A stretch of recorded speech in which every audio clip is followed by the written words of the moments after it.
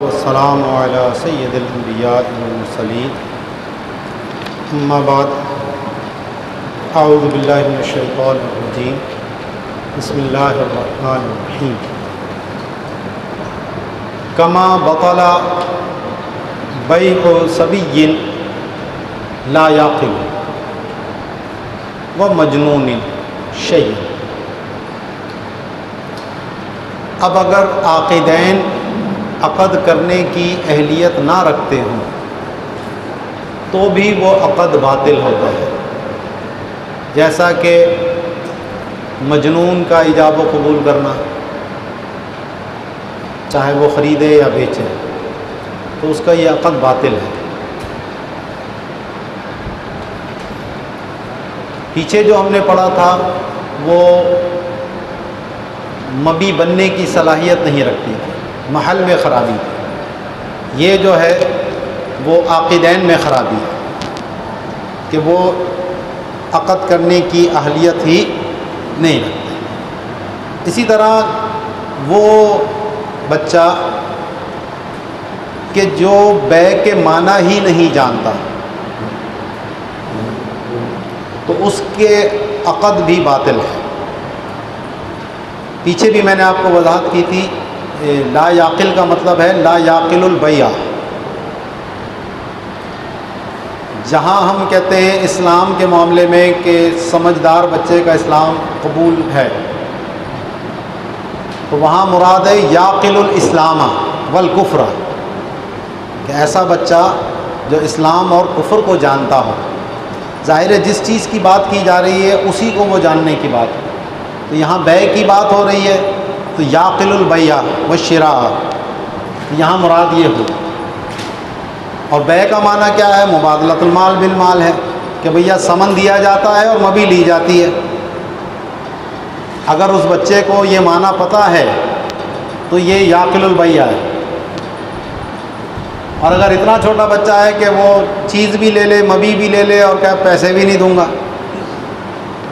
بعض ہوتے ہیں نا چھوٹے بچے، وہ ابا اس کے ہاتھ میں پیسے دیتا ہے، جا بھائی لے لے چیز، تو وہ اس کو کہتا ہے پیسے دے، یہ بھی نہیں دوں گا، تو یہ لا یعقل البیع ہے۔ لیکن چھوٹے ہے، جاتا ہے، پیسے دیتا ہے، چیز لے آتا ہے، کوئی مسئلہ نہیں، تو یہ اتنا چھوٹا بھی یعقل البیع ہے، اس کی بیع درست ہے۔ جو چھوٹے چھوٹے بچے ہمارے جاتے ہیں دکانوں پر خریداریاں کرتے ہیں تو ان کی بیع باطل نہیں ہے،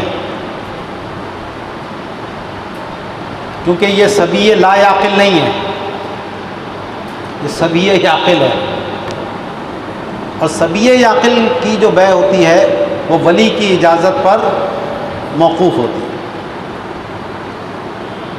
اور ہمارے بچے جب یہ دکانوں پر جا کر خریدتے ہیں تو ابا کی اجازت سے ہی خریدتے ہیں، ٹھیک ہے، دکاندار کو ہی پتہ ہے۔ ہاں اگر وہ کوئی بڑا نوٹ لے کر آ گیا، تو پتہ نا ابا کا کوئی نوٹ ہتھے لگ گیا،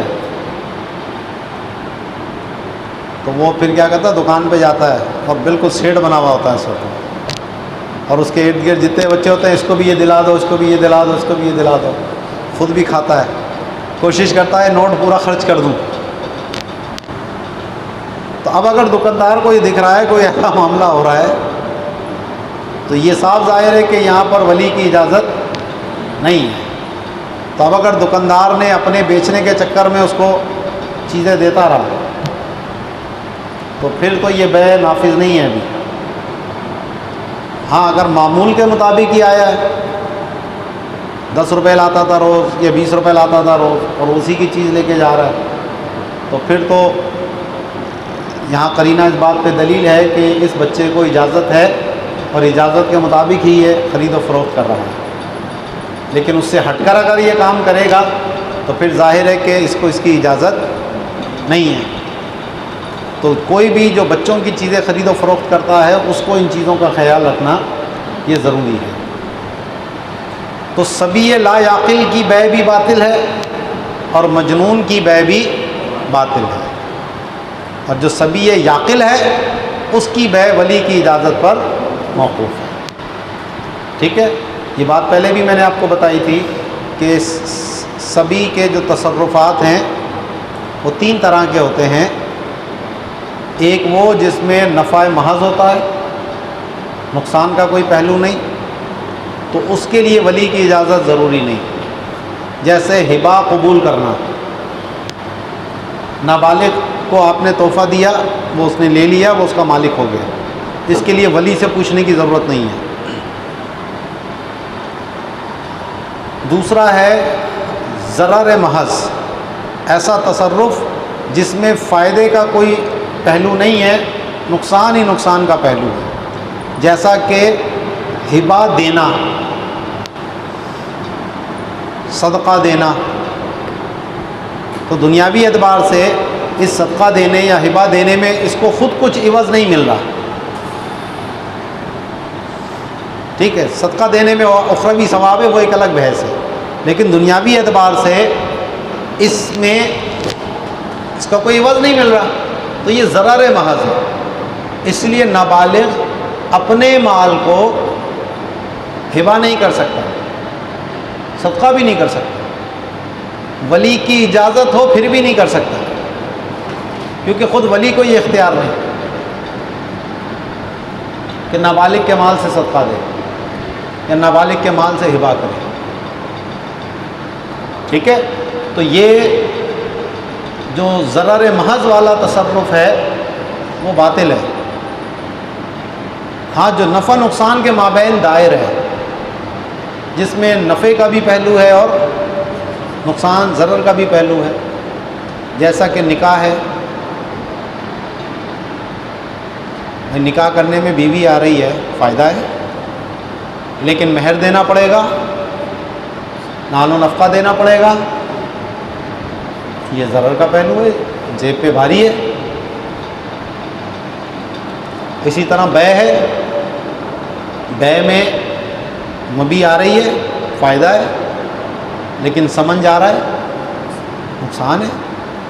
اجارہ ہے، اجرت آ رہی ہے، فائدہ ہے، لیکن محنت کرنی پڑے گی، کام کرنا پڑے گا، نقصان ہے. تو اس طرح کے جو تصرفات ہوتے ہیں وہ ولی کی اجازت پر موقوف ہوتے ہیں. تو سبی یعقل کی بے درست ہوگی ولی کی اجازت پر، لیکن اس میں یہ قید ہے کہ غبن فاحش نہ ہو.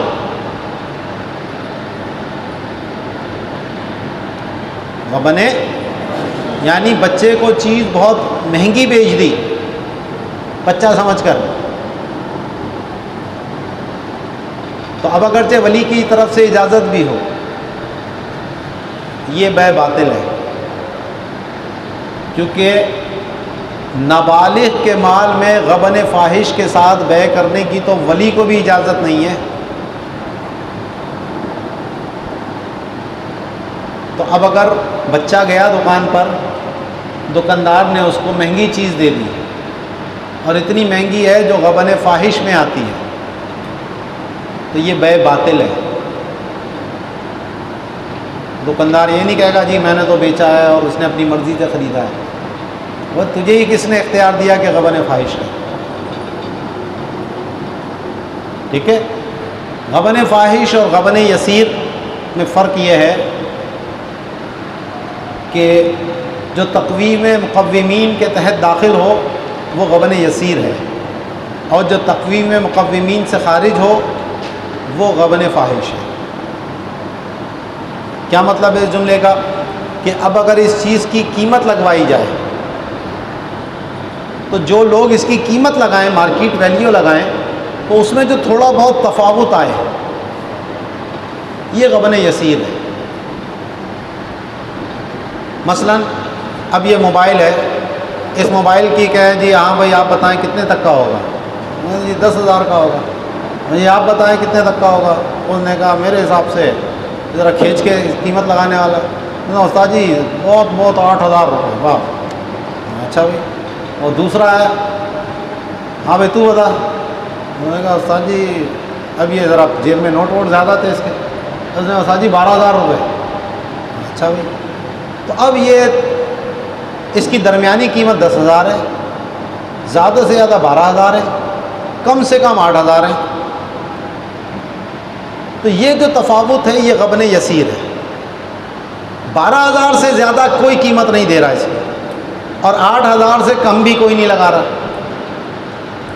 تو اب 8,000 سے کم اگر ہے تو یہ غبن فاحش، اور 12,000 سے زیادہ پہ وہ بھی غبن فاحش. سمجھ آئی بات؟ تو مقوم قیمت لگانے والا، تو جو تقویم میں مقومین کے تحت آئے وہ غبن یسیر کہلاتا ہے، اور جو تقویم مقومین سے خارج ہو وہ غبن فاحش کہلاتا ہے. بھائی اب بچہ کوئی ٹافی لینے گیا، کوئی چیز لینے گیا، تو اس کی جو مارکیٹ ویلیو ہے 2 روپے والی چیز اس کو 5 روپے کی پکڑا دی اس نے، تو اس کی کتنی قیمت تو کوئی بھی نہیں لگاتا. تو غبن فاحش ہے، یہ بے باطل ہے، بھلے سبی یا عاقل ہی کیوں نہ ہو. سمجھ آ گئی بات؟ آگے وَبَوْلِ وَرَجِيعِ آدْمِيٍّ لَمْ يَغْلَبْ عَلَيْهِ التُّرَابُ فَلَوْ مَغْلُوبًا بِهِ جَازَ كَسَرْقِينٍ وَبَعْرٍ وَاكْتَفَى فِي الْبَحْرِ بِمُجَرَّدِ خَلَطِهِ بِتُرَابٍ. اب کہتے ہیں آدمی کا پیشاب اور پخانہ، اس کی بے بھی باطل ہے، کیونکہ یہ بھی عرف میں کوئی مال نہیں ہے کہ کوئی پیشاب خرید رہا ہو، اس کو کوئی مال سمجھ رہا ہو، یا پخانے کو بیچا جا رہا. تو یہاں علت اس کی مال نہ ہونا ہے، قابل انتفاع نہ ہونا ہے، ناپاکی علت نہیں ہے. کیونکہ گوبر ہے، گوبر بھی ناپاک ہے، لیکن گوبر کی بے جائز ہے، کیونکہ وہ بہت سارے کام آتا ہے. اس کے اپلے بناتے ہیں، اپلے سمجھتے ہو نا، دیواروں پہ جو لگاتے ہیں، سکھا کے پھر اس کو جلانے کے کام لیتے ہیں. صحیح ہے. اس گوبر کے ذریعے کھاد بنتی ہے، بہت قیمتی کھاد ہوتی ہے. آج کل تو بڑا یہ چل رہا ہے آرگینک ہے، مصنوعی چیزوں سے ہٹ کر قدرتی چیزوں سے جو اگائی جا رہی ہیں سبزیاں یا پھل یا پیداوار، اس کی زیادہ قیمت ہے مارکیٹ میں. یہ آرگینک فوڈ ہے، یہ قدرتی طریقے سے کیا گیا، اس پہ کوئی مصنوعی کھاد نہیں ڈالی گئی، اس پہ کوئی اسپرے نہیں کیے گئے. تو یہ مہنگی ہے مارکیٹ میں. آج کل دنیا اس طرف جا رہی ہے، کیونکہ یہ مصنوعی چیزیں کھا کر کینسر ہو رہا ہے، گردے فیل ہو رہے ہیں، اور مختلف بیماریاں پیدا ہو رہی ہیں. تو اب یہ سب واپس پلٹ رہے ہیں. پہلے ٹرک کی بتی کے پیچھے لگایا سب کو، زیادہ پیداوار حاصل کریں، یہ کریں وہ کریں. اب جب اس کے مضر اثرات سامنے آ رہے ہیں تو اب پھر وہ آرگینک کی طرف آ رہے ہیں، قدرتی پیداوار حاصل کریں. تو یہ اب کھاد بہت مہنگی ہے. اسی طرح اس گوبر کے ذریعے بایو گیس بن رہی ہے اس وقت.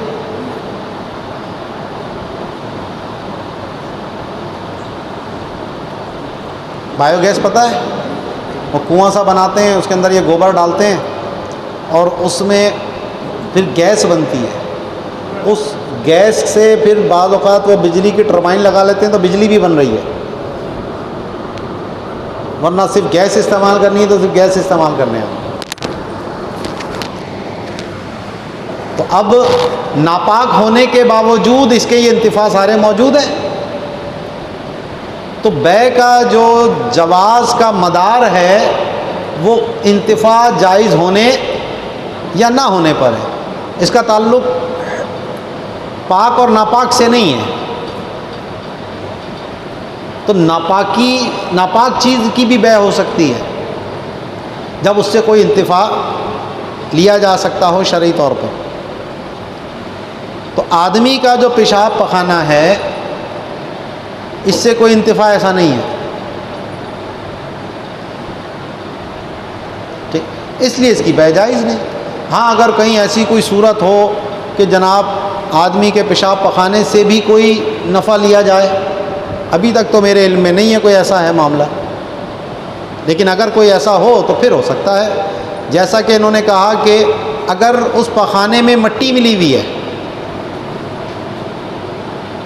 اور مٹی زیادہ ہے پخانہ کم ہے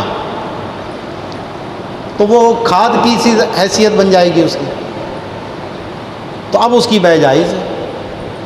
اور صاحب بحر نے تو مٹی کے غالب ہونے کی بھی قید نہیں لگائی، انہوں نے صرف یہ کہا کہ مٹی اور پخانہ ملا ہوا ہے تو اس کی بے جائز ہے۔ تو وہ علت وہی ہے کہ وہ پھر کھاد کی حیثیت بن جائے گی، جب کھاد کی حیثیت بن جائے گی تو پھر اس سے انتفاع لینا جائز ہے۔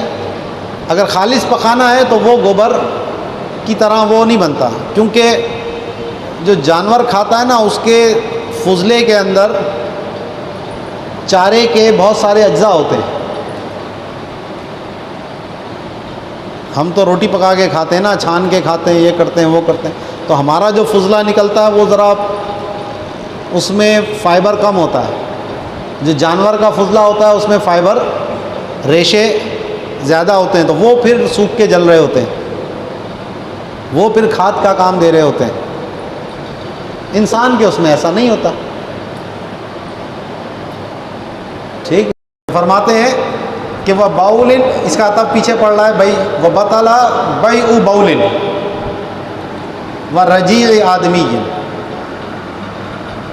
آدمی کے اور کتے کے لیے رجیع کا لفظ استعمال ہوتا ہے، اردو میں اس کا ترجمہ کرتے ہیں ہم لینڈی، کتے کی لینڈی ہوتی ہے، بلی کا بھی جو ہوتا ہے اس کو بھی لینڈی کہتے ہیں، یعنی لمبی صورت میں جو نکلے ہیں، اور جو گائے کا ہوتا ہے اس کو راؤس بولتے ہیں، گوبر، اور جو گول گول نکلے اس کو باغرن بولتے ہیں، ہمارے اردو میں مینگنی، تو بکری کی مینگنی ہوتی ہے، اونٹ کی مینگنی ہوتی ہے، اور جو بالکل خشک ہو کر نکلے اس کے لیے اردو میں لید کا لفظ استعمال کرتے ہیں، گھوڑا لید کرتا ہے، گدھا بھی لید کرتا ہے، گائے جو ہے وہ گوبر پھینکتی ہے، گائے بھینس اس طرح، تو ہر ایک کے لیے لفظ الگ ہے، تو یہاں رجیع کا لفظ استعمال اسی لیے کیا، ورجیع آدمی، آدمی کا پخانہ، ویسے کتے بلی کا بھی جو ہے نا وہ بھی کسی کام کا، تو پیشاب اور آدمی کے پخانے کی بے لم یغلب علیہ التراب، جس پر مٹی غالب نہ ہو، فلو مغلوباً بھی، اگر وہ اس سے مغلوب ہے یعنی مٹی سے، تو جازا، تو پھر اس کی بے جائز ہے، کسرقین، جیسا کہ گوبر کی بے، و بعرن، اور مینگنی کی بے، واکتفا فی البحری، اور صاحب بحر نے اکتفا کیا ہے بمجرد خلطہ بتراب، کہ رجیع کو، پخانے کو آدمی کے محض مٹی کے ساتھ ملا دیا گیا ہو تو اس کی بے جائز ہے۔ وشعر الانسان، اس کا تب بھی پیچھے پڑ رہا ہے کہ بطلا بیع شعر الانسان، انسان کے بالوں کی بے بھی باطل ہے۔ وجہ اس کی یہ ہے کہ انسان من حیث الانسان قابل خرید و فروخت نہیں ہے، اس کو بے کے لیے پیش کرنا، اس میں اس کا ابتذال ہے، اس کی توہین ہے۔ تو اس کی جو شکل اللہ نے بنائی ہے صورت حیوانیہ، ٹھیک ہے، تو جو حکم پھر اس کا ہے تو وہی حکم اس کے باز کا ہے۔ تو آپ کے غلاموں کی، لونڈیوں کی تو کی خرید و فروخت ہوتی تھی، تو وہ غلامی جو ہے وہ اس کی صورت میں نہیں ہوتی تھی، اس کے اجزاء میں نہیں ہوتی تھی، وہ روح حیوانیہ میں تھی، اسی لیے غلام مرا، بات ختم۔ ٹھیک ہے نا. تو انسان چاہے مسلمان ہو چاہے غیر مسلم، انسان تو ہے.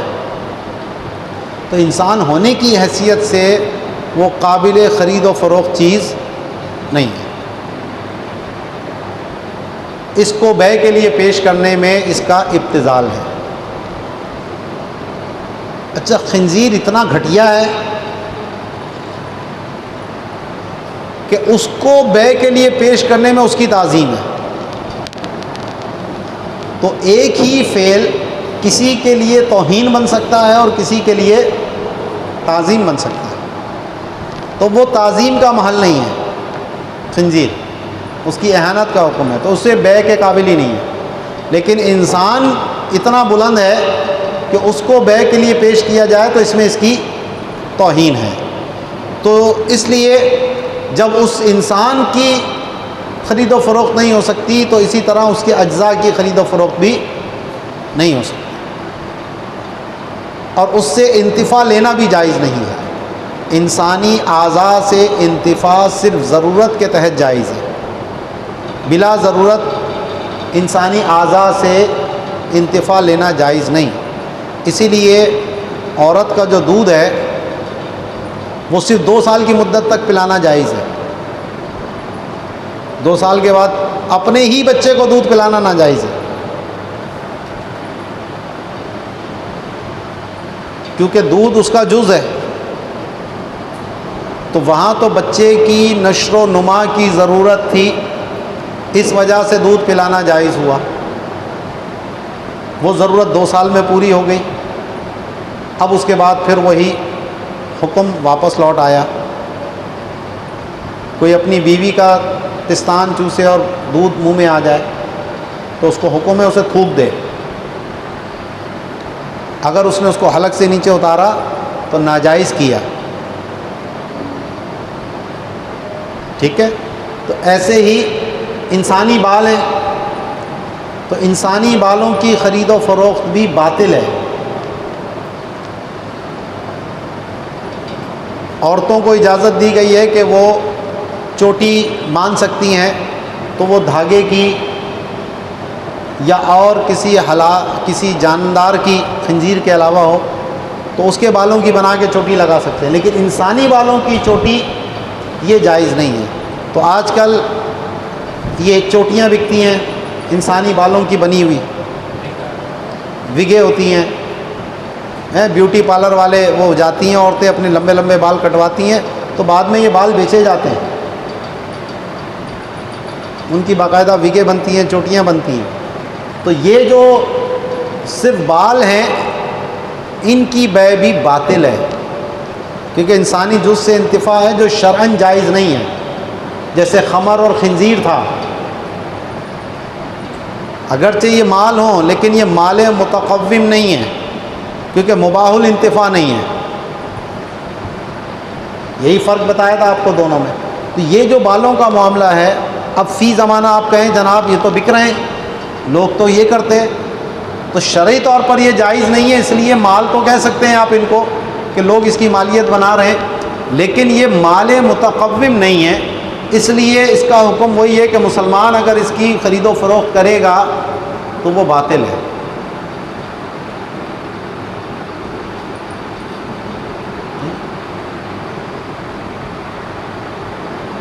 تو اپنے ہی بال اگر بدن سے جدا ہو جائیں تو بھی ان کو نہیں لگا سکتے.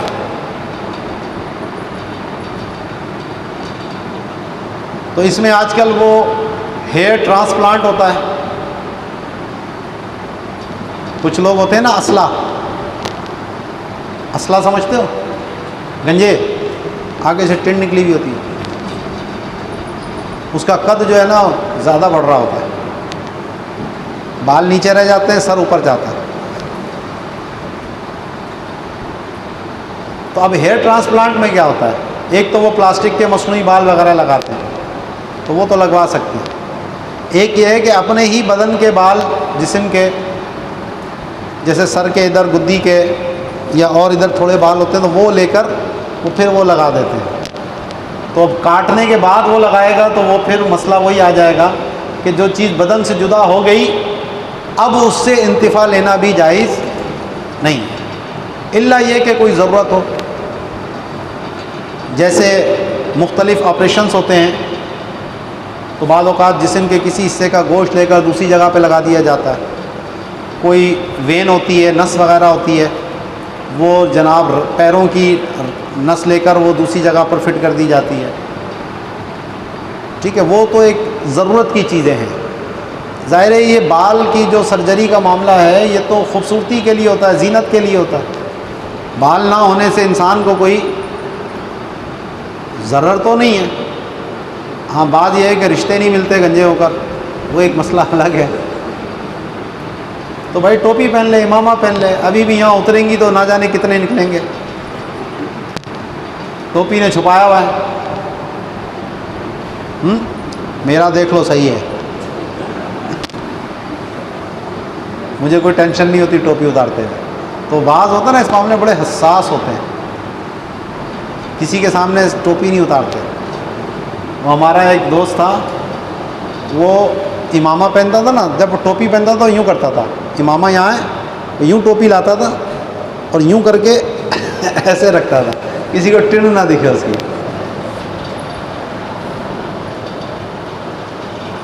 تو بہرحال ضرورت جہاں ہے تو وہاں انسان کے اپنے جوز کی وہ کر سکتے ہیں۔ یہیں سے بحث آتی ہے انسانی اعضاء کی خرید و فروخت کی۔ تو جیسے گردے بیچے جا رہے ہیں جناب، یہ بیچا جا رہا ہے، وہ بیچا جا رہا ہے، تو یہ بھی سب بے باطل ہے، کیونکہ انسان کے اجزاء کی بے باطل ہے۔ جب بالوں کی نہیں ہو سکتی تو ان کی تو بدرجہ اولا نہیں ہو سکتی، ٹھیک ہے۔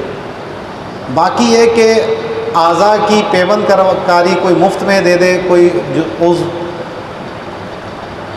جیسے گردے فیل ہو گئے تو کسی نے اپنا گردہ ڈونیٹ کر دیا اس کو، یا جگر کام نہیں کر رہا تو دوسرے کے جگر کا کچھ حصہ لے کر لگا لیا جاتا ہے۔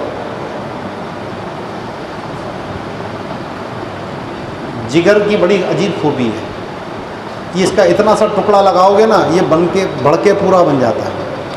ہمارے باقی اعضاء میں کسی میں یہ صلاحیت نہیں ہے کہ وہ جز کل ہو جائے، جگر میں یہ صلاحیت ہے۔ اسی لیے جب جگر کا ٹرانسپلانٹ کرتے ہیں تو دوسرے کے اس سے جگر کا کچھ ٹکڑا لیا جاتا ہے، وہ اس کے لگایا جاتا ہے، تو ادھر اس کا جگر بھی پورا ہو جاتا ہے، ادھر یہ ٹکڑا بھی بڑھ کر پورا ہو جاتا ہے۔ یہ زندہ عضو ہے، اپنی خود حیات رکھتا ہے یہ جگر، اور اس سب سے مین فنکشن ہمارے جسم میں اس جگر کا ہوتا ہے۔ خون کا کام تو وہ سرکولیٹ کرنا ہے نا خون کو، جگر کا کام خون بنانا ہے، بنے گا تو سرکولیٹ ہوگا، ٹنکی میں پانی آئے گا تو نلکوں میں آئے گا نا۔ تو اسی لیے دو ہمارے، اور تیسرا پھیپھڑا ہے، وہ سانس کا ہمارا مسئلہ ہے، آکسیجن ہمیں ضرورت ہے۔ گردے کا بنیادی کام ہے وہ پیشاب کو فلٹر کرنا، پانی کی کثافتوں کو نکالنا۔ تو یہ چار ہمارے اعضاء رئیسہ کہلاتے ہیں، دل، جگر، پھیپھڑا اور گردہ۔ باقی کے ذریعے کام چل جاتا ہے، لیکن ان میں سے کوئی ایک بھی گیا تو بندہ گیا۔ تو کسی نے دل کو رو لوں تو جگر کو دیکھوں میں، تو پہلے دل کی مصیبت دیکھوں تو پھر جگر کی طرف جاؤں۔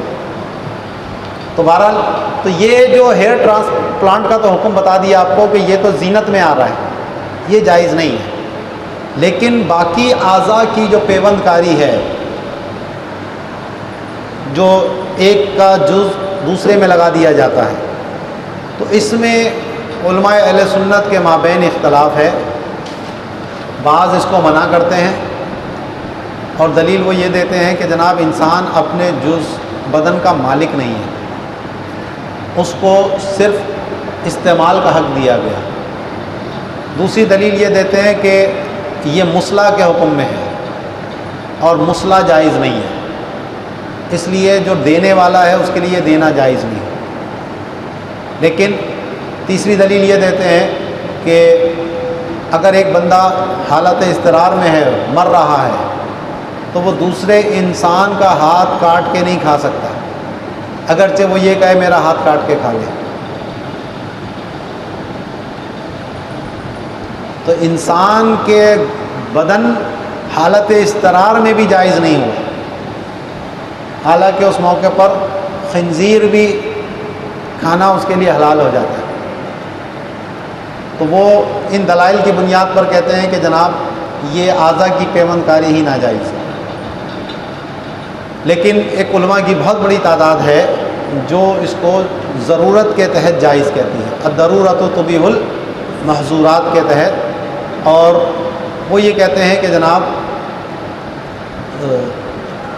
مسلح کہنا اس کو درست نہیں، مسلح تو وہ جو انسان میں بگاڑ پیدا کرے، اور عام طور پر یہ جو اعضاء ہوتے ہیں یہ جسم کے اندرونی طور پر ہوتے ہیں، بیرونی اعتبار سے تو انسان میں کوئی ایسی عیب پیدا نہیں ہوتا، حتیٰ کہ جو آنکھ بھی کہتے ہیں نا، آنکھ عطیہ کرتی، تو آنکھ نہیں نکالی جاتی، بلکہ یہ جو ہمارا ڈیلا ہے نا،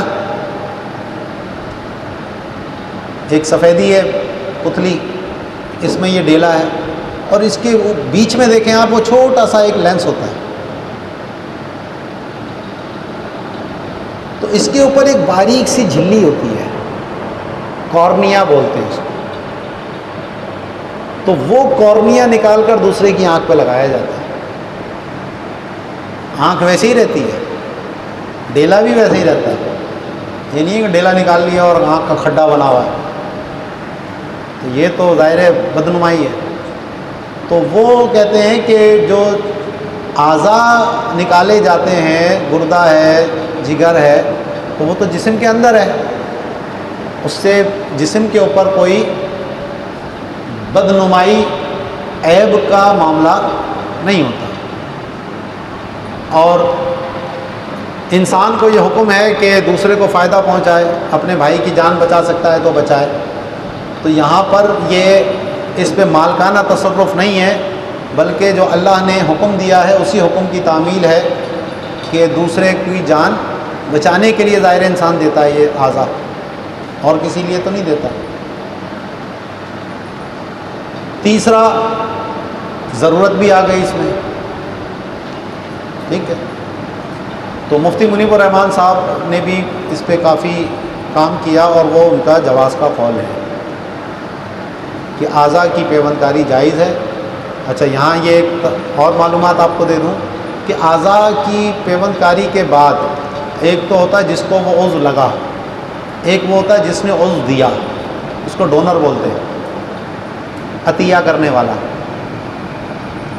تو اب ساری زندگی ان کو دوائیں کھانی پڑتی ہیں،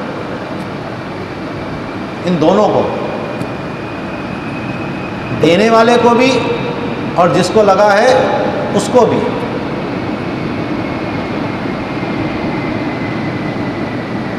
باقاعدہ ہم نے وزٹ کیا تھا SIUT کا، نام سنا ہوگا آپ نے، SIUT ڈاکٹر ادیب رضوی کا سول ہاسپٹل کے اندر جو ادارہ ہے، تو جگر کی ٹرانسپلانٹ بھی یہاں شروع ہو گئی ہے، اور گردے کی تو بہت ساری کی ہیں انہوں نے۔ تو ان کا کہنا یہ تھا کہ SIUT کے ذریعے جو ہوتا ہے تو یہ ساری زندگی یہ اس کو دوا مفت مہیا کرتے ہیں، اور تقریباً اس وقت وہ بتا رہے تھے کہ وہ ایک بندے پر مہینے کی 15,000 کے قریب دوا آتی ہے۔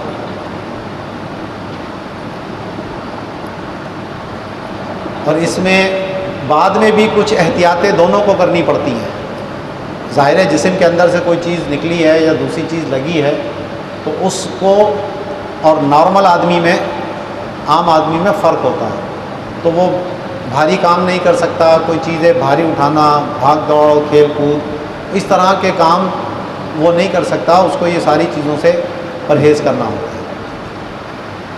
تو یہ اعضاء کی پیوند کاری کے حوالے سے ایک اضافی معلومات تھی جو ہم نے وہاں جا کر خود حاصل کی تھی، تو اس لیے میں نے آپ کو پہنچا دی تاکہ آپ کے علم میں بھی اضافہ ہو جائے۔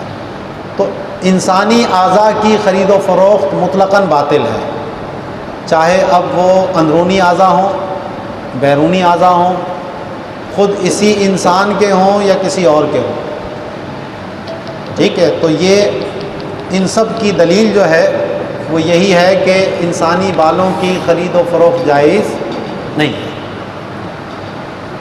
یہیں پر علامہ شامی نے ایک مسئلہ یہ بیان کیا کہ اگر کسی کے پاس نبی کریم علیہ الصلوۃ والسلام کے منہ مبارک ہیں اور وہ کسی کو دیتا ہے،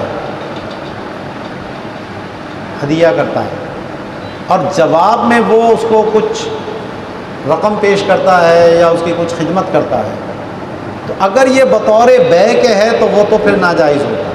لیکن اگر بطور بے کے نہ ہو، ہاں بھائی کتنے کے دو گے، اتنے کے لوگے، نہیں کم کر لو، یہ کر لو، بے میں یہ ساری چیزیں ہوتی ہیں نا، مساومہ چلتا ہے، بھاؤ تاؤ چلتا ہے، تو پھر تو یہ درست نہیں ہوگا۔ لیکن اگر کوئی ویسے ہی ہے کہ جی اس نے مجھے ایک بہت قیمتی چیز تحفے میں دی ہے تو میں جواب میں اس کا کچھ خدمت کر دوں تو وہ پھر جائز ہے۔